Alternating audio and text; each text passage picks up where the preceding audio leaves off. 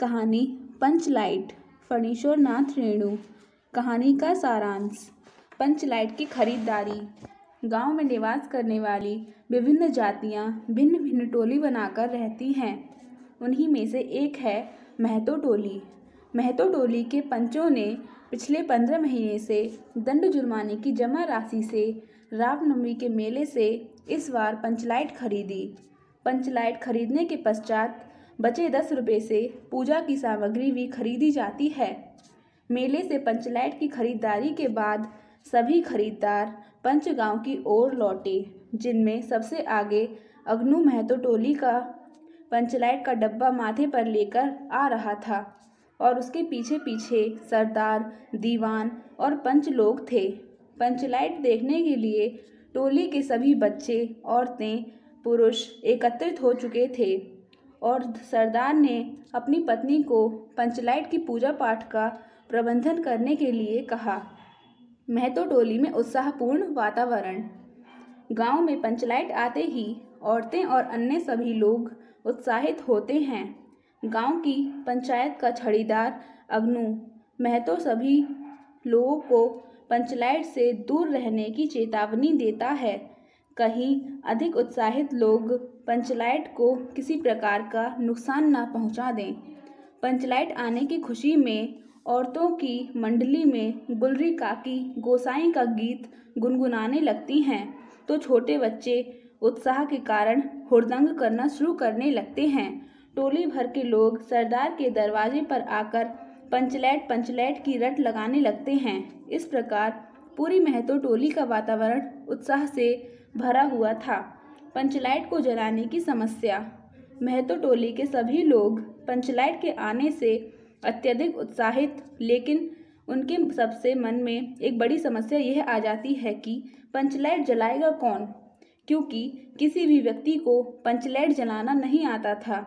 महतो टोली के किसी भी घर में अभी तक ढिबरी नहीं जलाई गई थी, क्योंकि सभी पंचलाइट की रोशनी को ही सभी ओर फैला हुआ देखना चाहते हैं।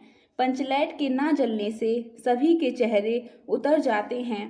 पंचलाइट ना जलने की खबर सुनकर राजपूत टोली के लोग ब्राह्मण टोली का मजाक बनाने लगते हैं।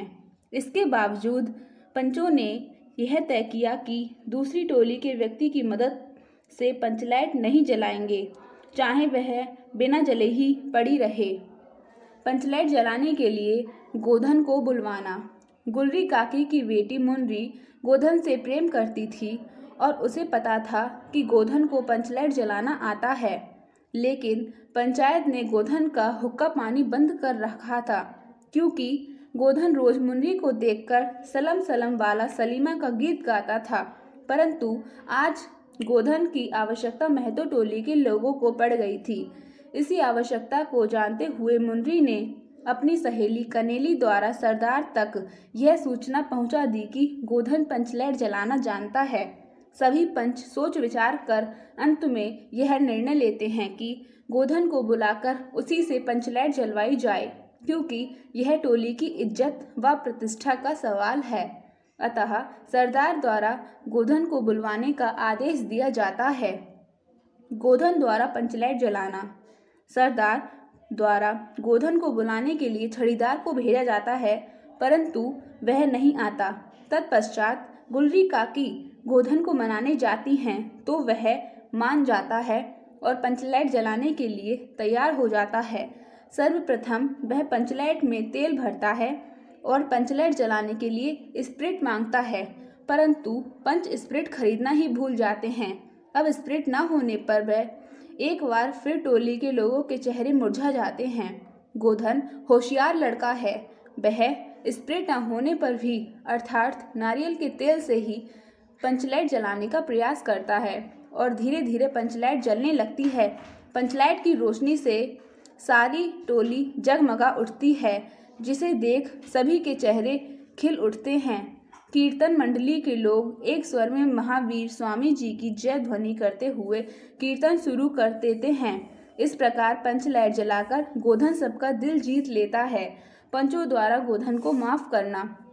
गोधन ने जिस होशियारी से पंचलाइट को जला दिया था, उससे सभी प्रभावित होते हैं। गोधन के प्रति सभी लोगों के दिल का मैल दूर हो जाता है। मुन्नी बड़ी हसरत भरी निगाहों से गोधन को देखती है। सरदार गोधन को बड़े प्यार से अपने पास बुलाकर कहता है कि तुमने जाति की इज्जत रखी है, तुम्हारा 7 खून माफ। खूब गाओ सलीमा का गाना। अंत में गुलरी काकी गोधन को रात के खाने पर निमंत्रित करती हैं। गोधन ने एक बार फिर से मुन्नी की ओर देखा और नजर मिलते ही लज्जा से मुन्नी की पलकें झुक जाती हैं।